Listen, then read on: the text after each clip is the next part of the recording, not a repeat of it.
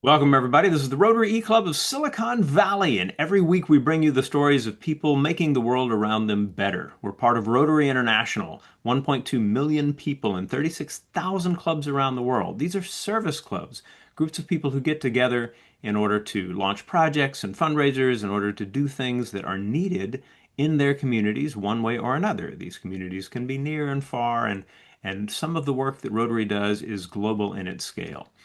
Our little club, the Rotary E-Club of Silicon Valley, is an online and asynchronous one. So it's highly flexible for that group of people who are crazy busy, but have a heart for service and want to be part of an interesting crowd looking for cool ways to tell the stories of making the world a better place. Our speaker today is Dr. Dan Klem. He is at Muhlenberg College in Allentown, Pennsylvania, and he has done groundbreaking work on the plight of birds when it comes to sheet glass. This may not sound like something you've thought much about, but you should, because it is actually a life and death issue for perhaps billions with a B of birds around the world every year. These are issues that can be addressed, and Dan is I think the world's foremost expert on this. So Dan, I'm not going to read your entire bio because all of those folks who are either watching this recording or listening to the podcast can pause and go back to the page where you found this and read the details and all about the very interesting work and resources that Dan has made available to us. Dan, we are really excited to have you. Welcome to the Rotary E-Club of Silicon Valley. Well, thank you very much. Uh, it's a privilege. Shall I begin? Absolutely. Okay. So, thank you all for giving me the opportunity to share my work in an attempt to protect birds around the world, really. Um, and I'm going to use a book I published in 2021, at least the chapter headings, to remind me about sharing uh, regarding the topic. And in so doing, you'll see slides, and these slides will have, in some cases, just a few words, and in others, many more. But I'd like you really not to feel compelled to read the slides. I'm going to probably move through them faster than you would comfortably be able to read them, but the content of those slides are going to be available to you if you want to reflect on them a little later, associated with this website. So with that, I'll begin. So this is just a cover of my book, and uh, whenever I meet somebody that has a copy, and they remind me of it, I said, "Gee, that makes two of us." Anyway, I'd like to think that the book is a lot more is more distributed than I make it out to be. Um, so I wrote this book because I wanted to capture a critical mass of the general public to draw attention to this issue. These birds that are dying are helpless and innocent, and they don't have any way of protecting themselves. So, uh, making people aware of it and asking them to uh, produce some actions or collectively, and I'll explain where those actions should be directed a little later. But that's the purpose. It hasn't worked so far. We've gotten more interest and attention, and it's grown over the years, but not that critical mass, not influencing architects and developers, and have tried to reminding them what a lethal threat, unwanted and again unintended, nonetheless, but still a lethal threat to our bird life. Um, so I started studying this issue in the 1970s, 1974 to be exact. And for the last, 52 years, more than 5 decades, I'm still at it. Many people have asked me, why did haven't you gotten tired? No, because there's still work to be done. These animals still need protection. And so I still go. And over the years, this particular topic, as I may have mentioned, was my doctoral dissertation. And I did the studies from 1974 to 1979 and uh, been continuing ever since. Uh, you can see by this little graph here that the amount of attention given to the topic has increased over time, and it continues to do so right up until this date. My most latest publication, there's two of them really that I'd like to draw your attention to, also available on the website. One was in the spring of 2024, where I was able to improve our ability to assess, to measure the toll that this particular mortality factor causes on birds. And then most recently, at the end of 2025, I published an updated review article, and that again is available on this website. So birds hit glass, and this has probably been happening ever since glass has been in the human environment. The records we have, 2,290 before current era. And again, it's probably been just as lethal today as it was then. It's just that there's more glass today, and it's spread all over the world. Why do birds hit glass? Well, the simple answer is that they just don't see it. Unless you have got a dirty window or some other way of it being marked up with stickers or something of this nature, it's just completely invisible to birds, and they kill themselves flying into it. We've got two situations in which that happens. One is a see-through effect where you have clear panes and habitat is visible, like on the left part of this slide. You can see the picture, like a corridor or a linkway, and birds attempt to reach habitat on the other side. And then you've got these reflections. The reflections mimic the facing habitat in the sky, and the bird is not able to determine the difference between that illusion and the real habitat in sky, and so it strikes it. Now, more birds eat both of these situations, the see-through as well as the reflections, are equally lethal to birds, but more birds die at the reflections because more windows in the human-built environment are reflective compared to see-through conditions. See-through conditions occur like in corridors, as the Canadians refer to them as linkways, in atria, railings around buildings or parking lots sometimes have clear panes, but the reflections are just about everywhere. And a perfectly clear pane of glass can act like a mirror on the outside if it covers a dark interior space. So again, most birds die at these reflections. So how big is the problem? Well, my original estimate at the end of my doctoral work was 100 million to a billion. That was a rather crude estimate. And since then, there have been scientists, most notably at the Smithsonian Institution, and then the scientist there, a gentleman named Scott Loss, moved to Oklahoma State University, where he's currently a professor. He took my data and other people's data, and he was able to use some mathematical modeling to come up with a more convincing range of attrition that this topic is, this glass is causing. And he came up with 365 million to a billion birds. And that particular estimate, we have recently in that paper in 2024 that I alluded to, we've improved on that estimate because we've been able to add in those animals that are hurt at windows and then taken to rehab centers, and then been able to assess how many of those animals succumb. This was a part of the mortality factor that we had no knowledge about up until this point. And the reason is that lots of birds fly away. In one study, for example, we had 50% and as much as 85%. When a bird hits a window, it leaves absolutely no evidence whatsoever. So what happens to those birds once they hit and then fly away? We didn't know that.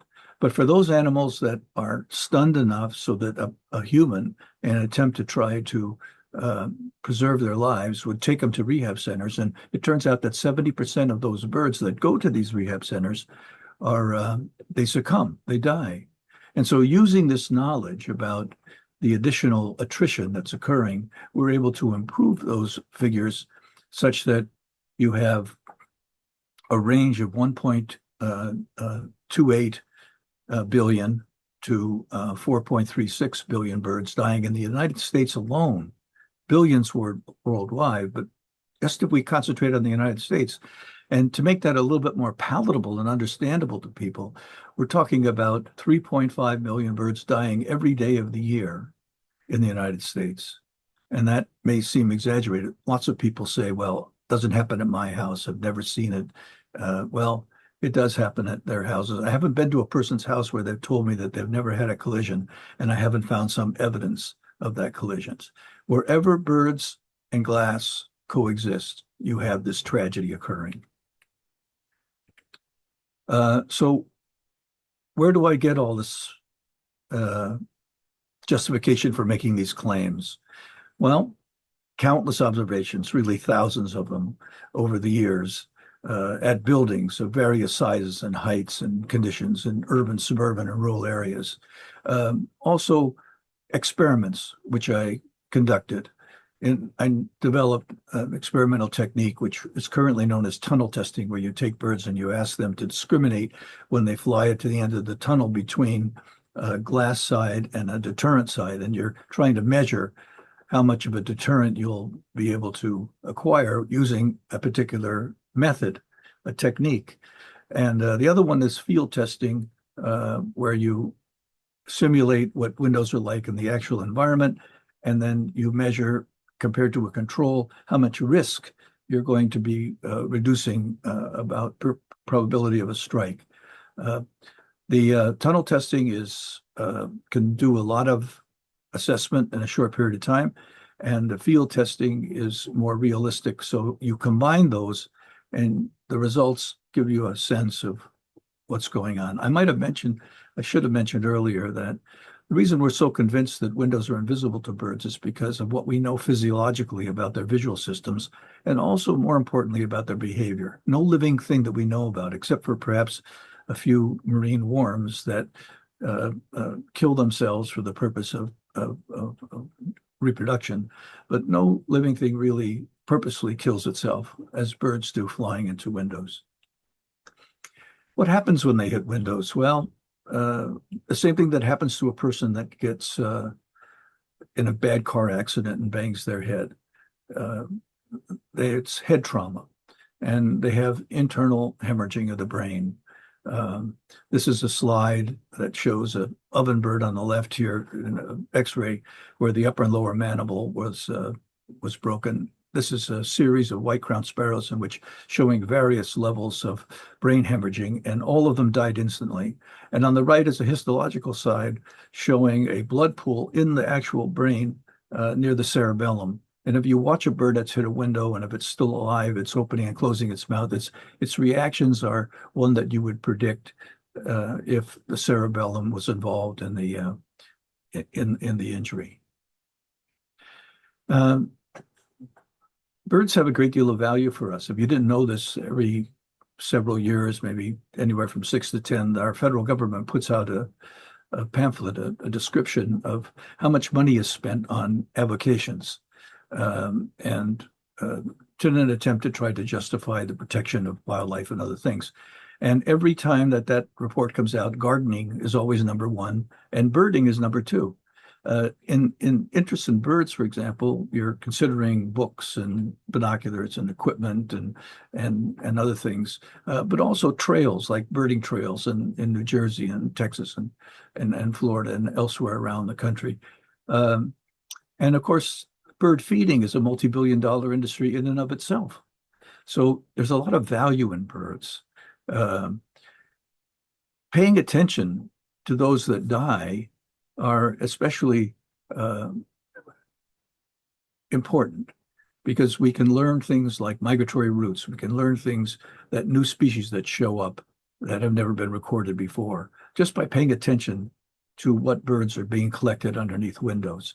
I often use the example of the Kirtland's warbler. For many years, ornithologists were stumped as to where they spent their non-breeding season. They breed in the upper part of Michigan, and they travel, as we now know, to the Bahamas. But if you had knowledge about window kills in Ohio, if you took a straight edge from the Michigan site to the Ohio site, you'd go right to the Bahamas. And so that would have been helpful. And the white-bellied emerald is a hummingbird that was killed in El Salvador. That was the first record for the entire country. My point is paying attention to these animals, uh, unless we do something about it, unless we're able to solve it, they're going to continue to occur just because of the nature of the problem.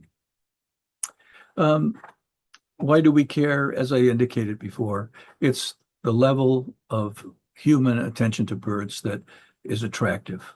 The vultures, for example, in India are needed to make sure that the cattle that succumb are consumed in as natural a process, protecting their religious beliefs as possible. Um, I guess uh, I'm trying to see the top of my slide in here. Um, oh, I think this is probably, is this chapter 8? It is. Yes. Okay. So one of the reviewers of my book said, listen, if you're an architect or somebody who wants to find a solution to this problem, you're likely to want to turn to chapter 9, but don't miss chapter 8. And the reason that's interesting is that in chapter 8, I'm talking about all of those things about what I went through in terms of a struggle to get my work published. If you can find this hard to believe, when I first finished my work, I thought this particular topic is so novel, it's so interesting, it's so compelling that our best scientific journals are going to want to publish this. But what happened was that it took me 10 years to convince the editors of our best scientific journals to publish my work. And that was because they also turned back my manuscripts all the time, telling people that this topic was unsuitable. Now, as a student of science, you're told that no topic is unsuitable. But in this case, that was the explanation I was getting time and time again from editors. That's mercifully changed. And what we have, as I showed you earlier, a larger increase in the amount of work attended to this project. This particular slides are showing here is Niagara Falls. And I was invited from the Niagara State Parks director in Albany, New York, to offer a design that would save the birds. Niagara Falls is an important bird area, and thousands but thousands of birds come there. And to have the original plan was to have the tower be a mirror, and so it would blend into the surrounding environment. But you were building a massive bird killer, and they mercifully took my recommendations and they produced this striped tower that birds don't fly into. How you solve this problem? How you solve this problem is by using what's called a 2x4 rule.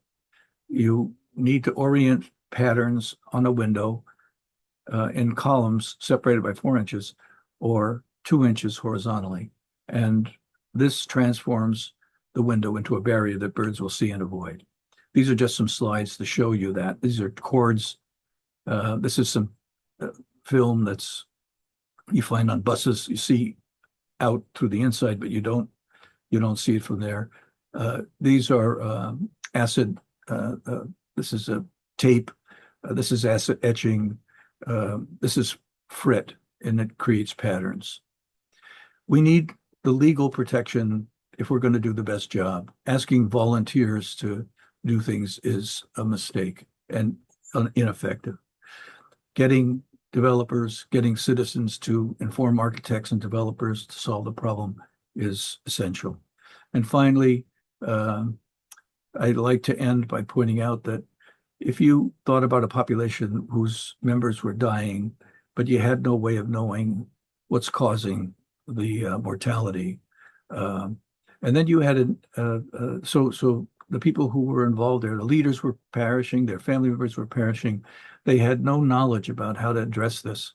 Now, picture an alien that visits this population, and they can see what the victims cannot, and that is think about the force of the birds being, the glass being invisible to them, being the force that's taking indiscriminately these animals, and then think about us humans as their saviors.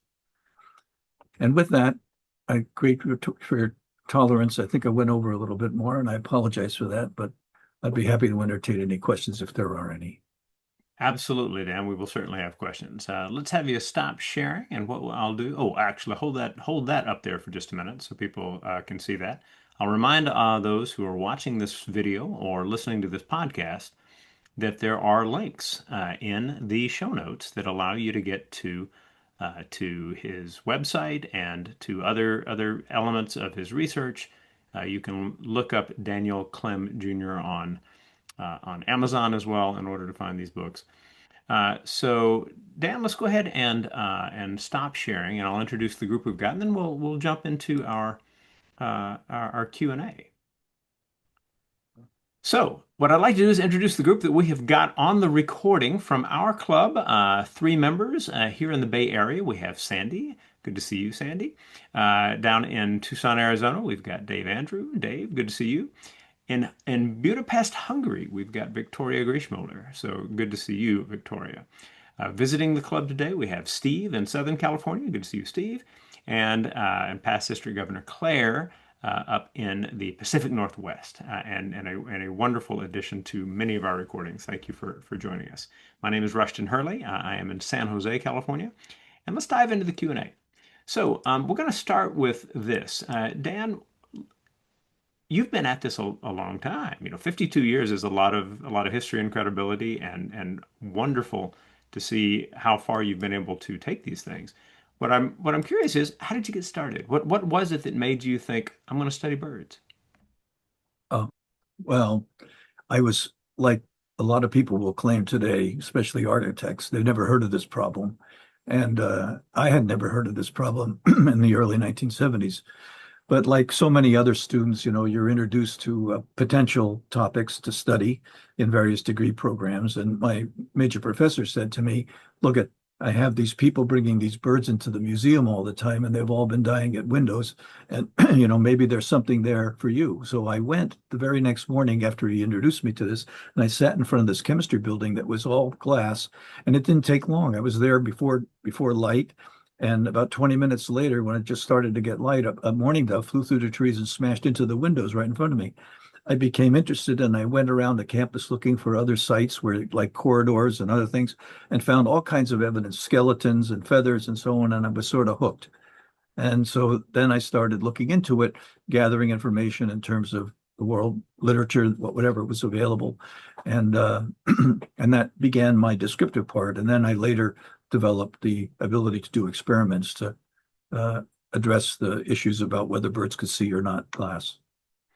Well, it's great to hear the kind of detail that's involved in your research, right? Because when you look at a topic that is not heavily studied, it seems to require quite the level of persistence to be taken seriously for it, just like you described with the different journals that initially did not understand the scope of what you were talking about. Well, if I might say, persistence is certainly the word. And although my wife gets awful angry with me when I point out that I've been at this so long and yet the progress has been rather meager, I guess I reached the level of being the definition of an educational failure. I hope that isn't true, and I'm still at it to try to prove them wrong, but that's sometimes the sentiment. Well, I would say the trend line on the number of mentions in the scientific and popular literature about these things certainly suggests that you have you've gone a long way to helping people begin to understand the scope of this. We've got some really good questions in the chat. One is about just numbers. So obviously you've got a certain ability to pull in the numbers related to what's happening in the United States. If 3.5 million birds ish are dying each day in the United States, what do you think it might be globally? Oh, there's only been the, the Canada and the United States that have had dedicated studies to ask questions about the estimation of what's going on. There's not really been anything elsewhere in the world. The Europeans have documented this issue, Singapore, Hong Kong, the Chinese, Taipei, all around the world. In fact, in my latest review paper, I point out what kind of attention this issue has been gotten worldwide. But us in North America, we're the only ones really that have provided those kinds of figures. And those figures come from specimen counts. And as I said, the most recent attrition rates that we were able to incorporate rehab birds have increased our ability. And again, the numbers are daunting, 3.5 million every year. You just take the lowest figure that we calculated, 1.28 million, you divide it by 365 days a year. That's how you come up with the 3.5 million. So it's not really rocket science. I must say that when the Smithsonian came up with their mathematical modeling estimates, I, I there's always a better mousetrap in the world. And much to my relief, most of their sophisticated mathematical modeling followed what predictions I had made before that. So uh, we're pretty confident that these tolls are real, Mhm. and that birds are unfortunately dying at that rate. Why might point out that people say, well, okay, if it's that much and it's so huge, why don't we see truckloads of these small birds being taken away to dumpsters or to landfills? And the answer is that these small birds are often consumed. Vegetation is always planted typically around buildings, and when the birds are killed outright or hurt, they find cover to hide in. So unless you're living in the city, unless you're walking on the street looking for shoes or something else, and you find a dead bird in front of the glass, it's not very evident to most people, right? That's another disproportionate issue that comes up. This particular topic characteristically gets attention in urban areas where there are lots of people and there are reporters that live there. But out in the suburban and rural areas, it's often lost because the birds are hidden. They're just not present. But they are for sure dying. Mhm. So there is addressing this on both an individual and a systemic level. And so Claire mentions that where she is in Oregon, they've put pictures of large predatory birds to deter birds from flying into their windows. I think that's a heck of a good move. Sandy asks what generally people can do, like if someone is just moved to do something in the one space they've got. Is it that there are certain kinds of covering or tape that can be useful for addressing the problem in people's homes? For sure. There's a wonderful company in Toronto called, and they go under the name of Feather Friendly. They were associated with a bigger group called the Convenience Group, but this Feather Friendly has been so successful it's been put apart. Maybe what drew Rushton your attention to me was a topic in the newspaper about the McCormick Place in Chicago, Yes. which killed hundreds of birds every day. And that was recently retrofitted with this patterning from this feather-friendly group. And they actually sell it in little strips. So it's rather cheap for individuals to buy, and it's rather easy to put up. That's really, there are other things too. I mean, there's a tape that called Kaleidoscape, but that's a little bit more involved. And whenever you're going to deal like with McCormick Place situation, they had to invest an awful lot of money into installing this. But people's homes could be retrofitted easily in this regard. We'll find a good link for that and add it to the notes that people Yeah. can get to. Now, thinking about it more systemically, and McCormick Place is a perfectly good example. Is it that when a builder is planning a large structure, if they're taking this into account early on, does it represent a manageable expense? I mean, obviously, from the bird's point of view, every expense is manageable, right? But is it that when planned well, this can work out very well for the developer? Yeah.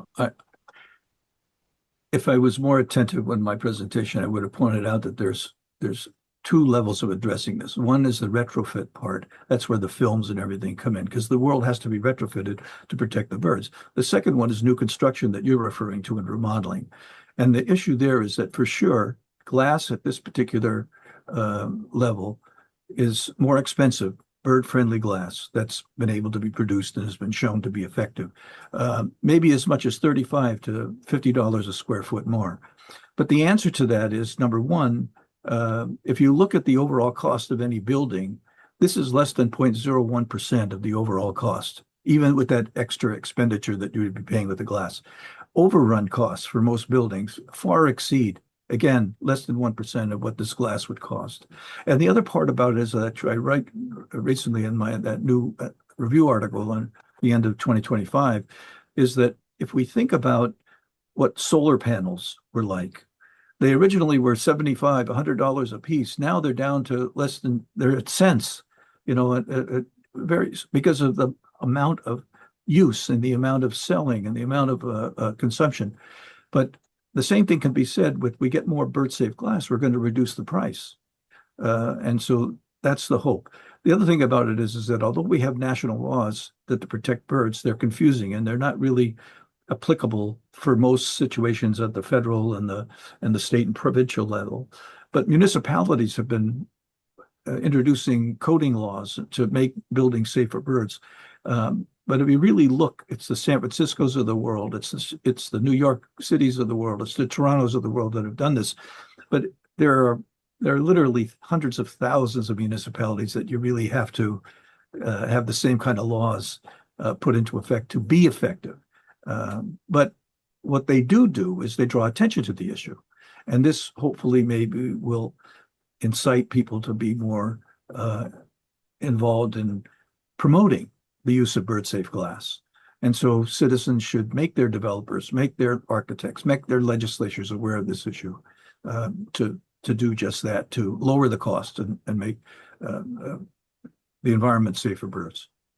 Well, I think that among the takeaways of your talk, that idea that once identified, you get into the long haul of awareness and trying to get people on board with the idea that this is a serious issue for our environment, for our communities, for how we see ourselves. And I see that Steve just added to the chat featherfriendly.com as a site people can go to learn more about the tools that Dan mentioned. And another takeaway for me is that basic idea of persistence, right? There are so many things that we encounter that are important for how people begin to think about what their communities need. And those conversations are the initial element that people need to spread so that these issues can be properly treated. And I'm excited that as a club we are sharing stories like yours, Dan. And what we'll do is I'll hand it back to you in a moment for the final word, but I'll wind things down. All of you who have been watching this video or listening to this podcast, thank you for taking your time.